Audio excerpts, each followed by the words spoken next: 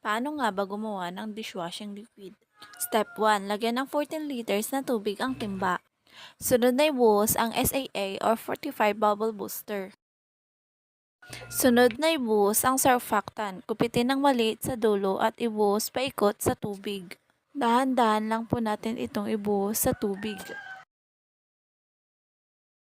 Ibabad lang muna natin ito sa 20 minutes bago ito haluin ng mabuti. Siguraduhin nating tunaw lahat ng ingredients. Mas maigi kung magpapatulong tayo kay Mister na maghalo ng mga ingredients. I-shake at ibuhos ang premix bottle at haluing mabuti. Ang premix bottle na ito ay naglalaman ng pangtanggal sebo, scent, antibacterial, water softener, and colorant. Fresh calamansi ang napili namin.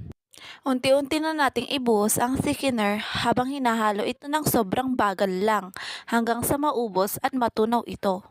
Kailangan talaga may kasama ka maghalo dito kasi habang tumatagal, mas sumihirap itong haluin. Sinigurado din naming tunaw ang lahat ng mixture. Tagal din hinalo ng mister ko yan at nangangalay na nga daw siya dyan.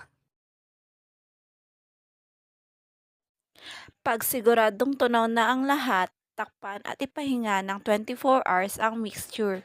Hinanda ko na rin ang packaging na gagamitin ko. Transparent, self-supporting nozzle bag 500 ml ang gagamitin nating packaging para dito. Mas mura kasi ito kaysa sa PET bottle. Nilagyan ko na rin ng sticker ang packaging para mas maganda siyang tingnan. 30 pieces lahat na packaging ang nilagyan ko ng sticker.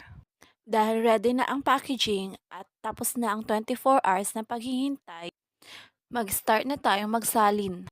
Para hindi ako mahirapang magsalin, gumamit ako dito ng measuring cup, 500 ml. Tip lang sa packaging na ginamit ko huwag nyo siyang iboblow para hindi kayo matagalang magbuhos. And finally, natapos din. 30 pieces lahat ang nagawa ko at mayroong pang 1.5 na natira. 25 pesos ko pala itong ibebenta. Kung 25 ito at 30 pieces, meron na tayong 750. I-less natin ang naging puhunan ko, 250 para sa DIY kit at sa packaging naman ay 150.